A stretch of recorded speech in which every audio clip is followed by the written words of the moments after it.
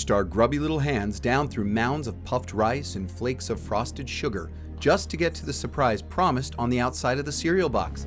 We couldn't wait for it to randomly fall into the bowl. If we were first to open that new box of sweetened goodness, we worked for that prize, and it was ours. You've entered the Gen Experience. I'm Victor, and I was there wide-eyed at the chance I could get a mini skateboard, a ghost detector, state license plate, or just about any of 1,000 other free prizes that came with your box of cereal in the morning. Do you remember any of those unique trinkets or even have a favorite? Well, help me out with this dumbass algorithm and click the like for more great content from the Gen Experience. And while you're there, press subscribe. There's no purchase necessary.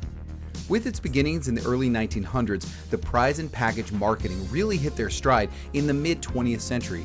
Leaving sending in box tops behind, the tempting one-of-a-kind surprise lurking somewhere in your O's was a selling point every company knew.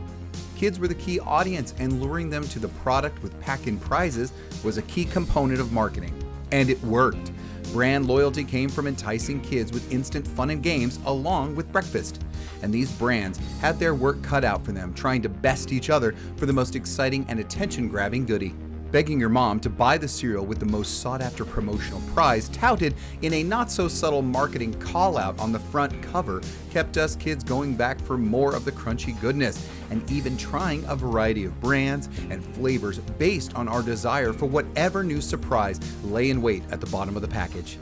You name one and that cereal had it. From Vitamin O's to Fruit Loops and Wheaties to Sugar Smacks, each brand, each selection of cereal would have their own premium offer to earn your breakfast dollar. These premium marketing promotions could be anything: license plates, wall walkers, badges, iron-on, whistles, a lot of them, posters, toy cars, and believe it or not, even candy, because that's exactly what you need after a bowl of sugary cereal. The prizes range from assembly-required gliders to around-corner viewers and silly wall walkers to glow-in-the-dark pens. The prizes were varied and countless, and a free way to get a new toy. At least that's what we thought. Living at the bottom of the box when the treasure finally fell into your bowl, as was the general idea of how it works, this was not only an anticipated surprise, but a way to remember the brand, and that you were now out of cereal. Time to get some more, and there was no shortage of new inbox promotions waiting for you to close the deal at the grocer. Any day of the week, a box of cereal was on the table. At any time, any member of the family preparing for school could have that prize drop right into their bowl of flakes. This is, of course, dependent on the decorum of your family and if patience prevailed. With everybody fighting to get out the door on time, everyone had the same chance of getting the prize. But this was no Cracker Jack. We'd be waiting forever if we didn't practice a slight breach of etiquette by skipping the waiting until the prize revealed itself in the bowl and instead go right for the throat, digging down deep into the food. Oh yeah, barehanded, grabbing for the prize while everyone yelled and shouted how disgusting you were. Now that's just something people say when they didn't think to do it themselves first.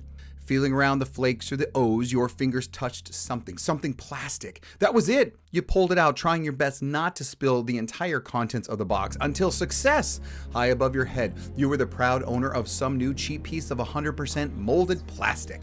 You knew what to expect from the box cover, but what wonder was it this time?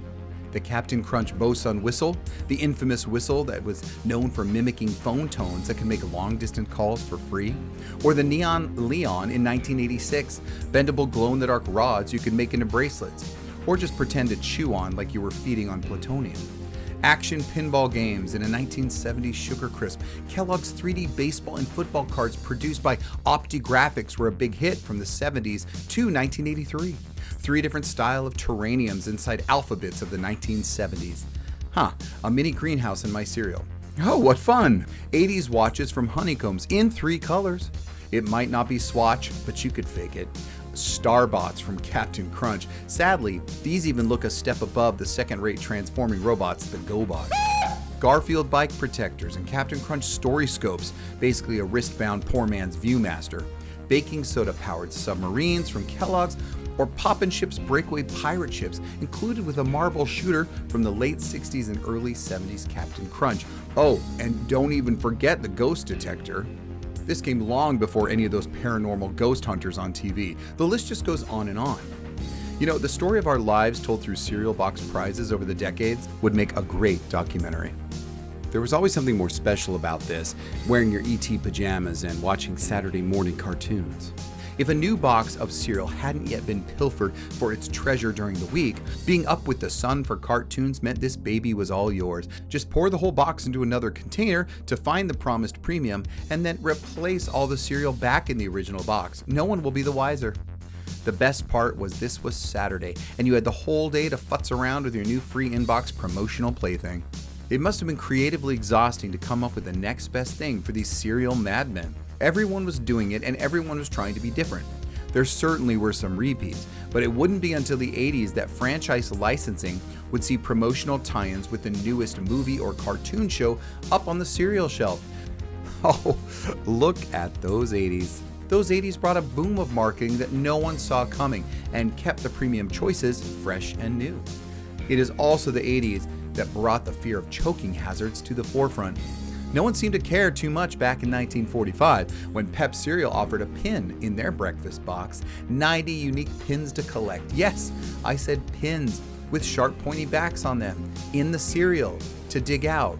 Just get a Band-Aid, I guess. What's a little blood on your Rice Puffs, am I right? But this was a different time, and with in-package offers and cross-promotion big business, there had already been some controversy and even some battles. Back in 1974, cereal box toys were deemed so successful at convincing kids they absolutely needed the box for breakfast that the Federal Trade Commission considered banning all TV advertising of the premiums. The then FTC chairman charged the advertising of those toys to kids would exploit their known anxieties or capitalize on their propensity to confuse reality and fantasy. Lucky for us, cooler heads prevailed and nothing came of that. However, in 1988, after some well-publicized accidents regarding choking on mini binoculars and tiny flutes, a decision was made that many of these pack-in products would no longer be in the cereal itself. Leave it to the marketing to simply find the loophole, that being the area between the cardboard box and the plastic liner. Still a great place to hide your cereal surprise. It wasn't too much of a blow. We still dug in the box to search for the prize, but this time we didn't have to manhandle the food with our dirty little hands while doing it. This was a time that many of the on-package promotions really soared. There had already been great success with cardboard records to cut out on the back of the box. Yes, records. Laminated records to play. Music from the Archies, the Monkees, and even the Jackson 5 all had made appearances on cereal boxes. And then on your turntable. They worked. Does anyone have any of these in good condition? Masks and cutout game board for pieces found inside the box were also just as popular. The prize in package and cross promotion did not slow down, and some of the best premium promotion items were still being produced well into the 1990s. Chippendale rubber stamps, I had those. Teenage Mutant Ninja Turtle ninja masks, Mario mazes from Alphabets, and the coup de grace from Cornflakes, the Darkwing Duck fanny pack. Are you still sporting yours? And then it was 1996. Chex goes full digital in a cereal marketing ploy that broke the mold and began the slow decline of the toy surprise inside marketing that had captivated kids everywhere during the Gen experience. Chex Quest. Do you know it? It was a non-violent, simple first-person shooter on this new thing called a CD-ROM. Yeah, some computer thing kids were actually getting into, a PC game that paved the way for more digital advancements and a variety of other options on the horizon. Tech ruins everything. Marketing for these pack-in prizes and the advertising was about 26% of the budget overall during their heyday. After Chex Quest opened the door for the ever-changing, fast-paced technological opportunities to come, cereals looked into the intangible, non-physical media, and those advertising dollars would eventually drop to only 7% of the budget. Cereal box in-package promotions would survive into the 2000s, but by a hair floating in the milk of your Fruity Pebbles. There were fewer and fewer, and those who stuck around relied on promotional tie-ins with things like Star Wars or Minions. In 2005, consumers could download a free cell phone ringtone through a Reese's Puffs cereal promotion, and the following year, boxes of Lucky Charms came with a free Apple iTunes download. Now, on-package QR codes are offered to give customers access to games and other online promotions. Tighter regulations on how, when, and where cereal could be advertised were taking effect in the late 90s and early 2000s. There was finally crackdown on cartoon mascots and the advertising of the prize with purchase.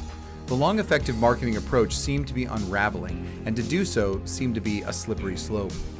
So when was the complete extinction? It has never really ever been complete or absolute. You can still on occasion find a pack-in figure, something with no parts or maybe too big to swallow. General Mills had a recent successful promotion with in-box cereal prizes for Halloween. The brand offered a traditional impact prize with spooky figures of well-known characters like Count Chocula, Boo Berry, and Frankenberry. And thanks to Funko cereal, we still get a mini Funko in some specialty boxes at seasonal times of the year. Even one of Betty White. But the old standbys, the usual brands and mascots we grew up with, may not include a pack-in like they once did during the 60s through the 90s. Downloads, scanning, and apps prevail. Often the QR code leads you to a mobile download or even connects you to an app where you can keep track of points collected from the cereal to redeem for bigger or better things. Even more popular is a code to enter to be included in a huge sweepstakes or offer for more expensive products. The promotional call-out is still on the cereal box, but they don't advertise a tiny amusement that might fall into your bowl one sleepy morning. Instead, it is a scan and click for instant content in lieu of a physical takeaway. And in keeping up with today's young people, this is probably up their alley more than our eagerly anticipated whistle or monster bike wind thing. In other words, cereal makers still want kids to play, but they want them to do it in a digital world where they can still be hit up with more advertising. Stupid internet, stupid social media, as with most memorable things of our generation, it is these usual suspects that put the nail in the coffin of another great childhood experience. Kids outgrow their toys too early these days. It's like as kids, they have to grow up fast now. But when they reach adulthood, they're not ready and still act like kids. But that's not important right now. What I do know is that they are driven by tech. With so many devices and gadgets and social media, it is these more digital prizes that impress and interest them, rather than the cheap plastic we clamored for and was lost or broke by the end of the weekend. Having something people can compare with others and post about how excited they are that they found something extremely rare is important. Rarity and obscurity still give cereal box impact prizes an edge over some of the others. Some things just never change. We love to show them off, compare them with our friends, bring them to class or on the playground. It was just we were doing it in person and not online. These new marketing strategies are certainly less expensive for companies. Tiny little plastic toys in a cereal box are not as cool as a big giveaway or collecting proofs of purchase towards a bigger prize. Getting a special code for an online game is just more enticing to today's kids. But it's still not as much fun to dig for an online gaming coupon as it was for a decoder ring. What is the fun of a QR code over battling your sister or brother for what lies at the bottom of Kix? Who was going to get it? Was it you? Let me know what you remember and we can discuss it here in the comments. Hey everybody, if you loved your YouTube time travel or just wish you could have lived it, you can right here in the Gen Experience. Please click that like and know how much it helps me when you press subscribe. Now look around the channel and don't forget those shorts for other great content like this. For those returning to the show, thank you so much for watching. And first timers, welcome. And until next time.